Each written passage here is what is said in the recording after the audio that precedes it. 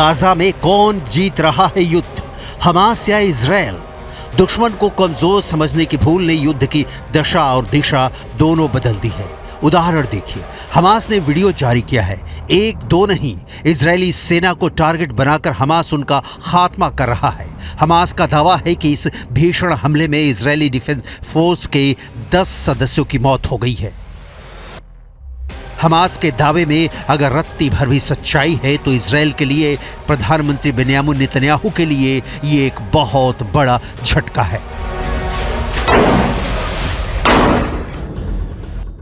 Israel ने युद्ध को लेकर नया दावा किया है, लेकिन क्या हमास के हमले में वाकई 10 सैनिकों की मौत हुई है, इसकी पुष्टि नहीं की जा सकती।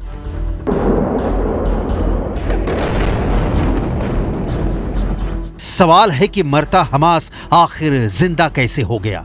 इजराइल के खिलाफ हमास को कहां से मिलने लगी है मदद?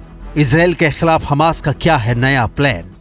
हमास का दावा है कि उसके अल कसाम ब्रिगेड ने इजरायली सैनिकों को निशाना बनाया है। अल कसाम ब्रिगेड गुरिल्ला युद्ध लड़ने में माहिर माना जाता है। आपको याद हो तो 7 अक्टूबर को इजराइल में घुसकर हमला खूंखार अल कसाम ब्रिगेड ने ही किया था। यह हमला इतना तेज और सटीक था कि इजराइल की पूरी डिफेंस लाइन तीतर बीतर हो गई। दावा किया जा रहा है कि अल कसाम ब्रिगेड इजराइल के 35 सैनिकों को बंधक बनाए हुए है।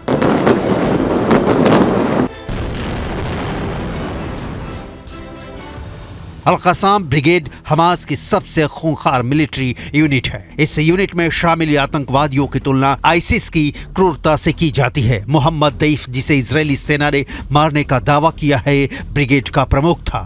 यह गाजा पट्टी के भीतर संचालित होने वाला सबसे बड़ा और सबसे ज्यादा हथियारबंद आतंकवादी समूह है। हमास के लड़ाकों की ताकत का अंदाजा आप इसी बात से लगा सकते हैं कि 7 अक्टूबर से अब तक, जब महीना ही नहीं साल बदलने जा रहा है, इजराइल से गाजा पर कब्जा अब भी दूर है। कब्जे के प्लान में देर की वजह इजराइल कुछ और बता रहा है, लेकिन हमास जिस तरह से दावे कर रहा है वो इजराइल को करारा जवाब दे रहा है, उससे कहानी कुछ और दिखती है। पुतिन जैसे यूक्रेन में फंस गए, क्या नेतन्याहू वैसे ही गाजा में फंस गए हैं? गाजा पट्टी सिर्फ 40 से 45 किलोमीटर लंबी और 6 से 10 किलोमीटर चौड़ी पट्टी है। यहाँ 23 लाख की आबादी रहती थी, इसलिए करीब 20 लाख लोग विस्थापित हो चुके हैं। आपकी स्क्रीन पर ऐसे ही विस्थापित लोगों का वीडियो है। इनकी जिंदगी युद्ध ने कैसे चूल्हे में झोंक दी है, सुनिए। واستشهد ابني وجيت شردنا بالقصف في الليل وجينا هان شردنا من خان يونس لا دير البلح لا هاي المنطقة الشهداء الأقصى واحنا ما فيش مأوى زي الناس كل ما نروح منطقة بيسلخونا فيها। गाजा में तबाही और मौतों पर पूरी दुनिया इजराइल को सलाह दे चुकी है कि जरा सोच समझ कर, लेकिन इजराइल ने इसकी जगह हमले और बढ़ा दिए। हमास के पास जवाब देने के अलावा कोई चारा नहीं बचा है। मरते मरते हमास इजराइल पर टूट पड़ा है। हालांकि हमास के पास ऐसी कोई शक्ति नहीं दिखती कि वो इजराइल की सेना से सीधा मुकाबला कर सके, लेकिन अपने घर की चौहद्दी उन्हें ठीक से पता है। नतीजा है कि इजरायली सैनिकों को हमास निशाना बनाने में कामयाब हो पा रहा है। हमास ऐसी लड़ाई बहुत दिनों तक नहीं लड़ पाएगा, क्योंकि इजराइल इस वक्त जबरदस्त हमला कर रहा है।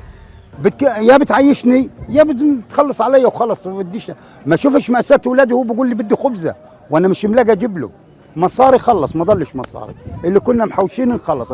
امبارح انا رحت شريت نايلون وخشب 500 شيكل وطول الليل وانا واولادي سقعانين فيش لا غطا لا جنبيه ولا حرام ولا حاجه، مقومات حياه ما فيش। विस्थापित लोगों का दर्द लाखों में है, लेकिन इजराइल के प्रधानमंत्री बेन्यामिन नेतन्याहू के पास अपनी जनता को जवाब देने के लिए कुछ भी नहीं है। युद्ध के बीते दिनों के बीच इजराइल को गाजा में अब तक कुछ भी ठोस हासिल नहीं हो सका है। उदाहरण देखिए, अब भी 120 बंधक हमास के कब्जे में है। दूसरा, गाजा सिटी ही नहीं, खान यूनिस जैसे शहरों पर भी इजराइल का कब्जा नहीं हो सका है। इस बीच इजराइल के 150 से ज्यादा सैनिक मारे जा चुके हैं। 150 के आंकड़े को कम नहीं समझिए, क्योंकि हमास के पास इन्हें मारने के लिए जो हथियार हैं वो बिल्कुल नाकाफी हैं।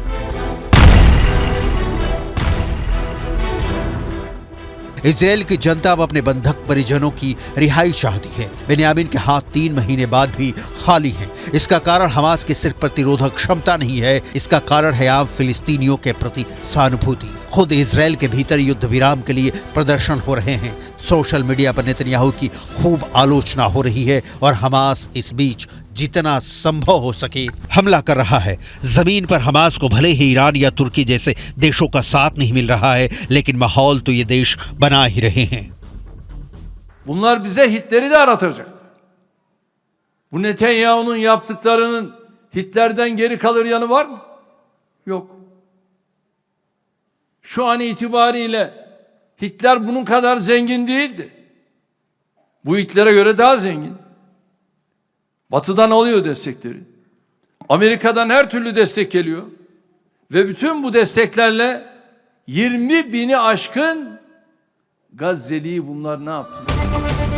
गाजा के स्वास्थ्य मंत्रालय के मुताबिक 7 अक्टूबर से चल रहे इजरायल युद्ध में अब तक 21,000 फिलिस्तीनी मारे गए हैं। 54,536 लोग घायल हुए हैं। समाचार एजेंसी शिन्हुआ ने मंत्रालय के हवाले से बताया कि पिछले 24 घंटों में इजरायली बलों की तरफ से पूरे इलाके में शुरू किए गए 25 हवाई और जमीनी हमलों में 250 फिलिस्तीनियों की मौत हो चुकी है।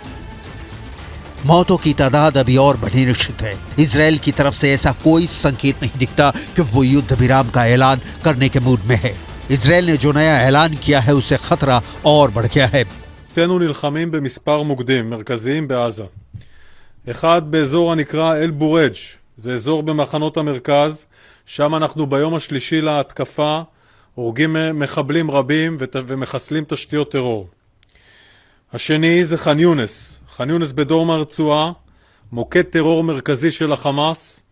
שם אנחנו הרחבנו את הפעולה, הוספנו היום חטיבה נוספת למרחב הזה, ואנחנו ממשיכים לפעול שם בשימוש בשיטות לחימה חדשות מעל האדמה ומתחתיה. इजराइल की सरकार और वॉर कैबिनेट के मुताबिक गाजा में जंग हमास को पूरी तरह खत्म करने तक चलेगी और इसमें 2 साल लग सकते हैं। कैबिनेट ने इजरायली डिफेंस फोर्स यानी IDF को बता दिया है कि हमास के मिलिट्री पावर को पूरी तरह खत्म करना है ताकि फ्यूचर में वो कभी भी 7 अक्टूबर जैसे हमलों को अंजाम न दे सके। ये दावा ब्रिटिश अखबार द सन की रिपोर्ट में किया गया है। रिपोर्ट में आगे कहा गया है कि इजराइल ने 7 टारगेट सेलेक्ट किए हैं। इनमें से 6 पर सरकार, इंटेलिजेंस एजेंसियां और IDF तेजी से काम कर रही हैं।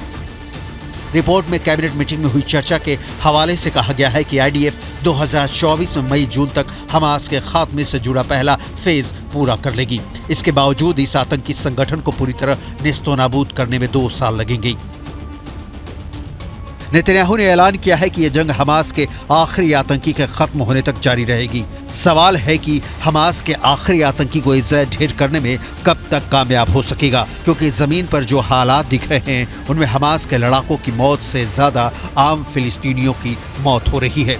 इजराइल भले ही मानवीय सहायता के नाम पर ट्रकों को जाने की इजाजत देकर फिलिस्तीनियों के खून को अपने हाथ से साफ कर दे, लेकिन ये 16 आने सच है कि इजराइल युद्ध में जितना खून बहा रहा है वो दुनिया के लिए और मुश्किलें पैदा करने वाला है। मीटिंग में डिफेंस मिनिस्टर यो गैलेंट ने कहा, गाजा में जंग लंबी और सख्त है और इसके लिए बड़ी कीमत चुकानी होगी। इसके बावजूद हम तैयार हैं, क्योंकि ऐसा करने की वजह हैं। टारगेट हासिल करने के लिए ताकत, समर्थन और एकता की जरूरत है। ये इजराइल के वजूद की जंग है। हमास खत्म होगा। हमास के खात्मे तक नहीं बल्कि गाजा पर इजराइल के कब्जे तक लगता है यह जंग चलने वाली है, क्योंकि इजराइल यमन के हूथी ही नहीं लेबनान के हिजबुल्लाह लड़ाकों के अंत का भी प्लान बना चुका है। जिस तरह से हूथी इजराइल पर हमले कर रहे हैं, इजराइल को कल न परसों कदम उठाने ही होते। लिहाजा अभी ही इजरायली डिफेंस फोर्स हूथी को करारा जवाब देने की तैयारी में जुटा है। इजराइल के सामने क्लियर है कि गाजा में जारी जंग का फायदा लेबनान का आतंकी संगठन हिजबुल्लाह उठाने की कोशिश कर रहा है। इसलिए अब इस फ्रंट पर भी उसी तरह जवाब दिया जाएगा जैसा गाजा में दिया जा रहा है। असल में इजराइल इस वक्त 7 फ्रंट पर एक साथ लड़ रहा है। Gaza, Lebanon, Syria, West Bank, Iraq, Yemen और ईरान।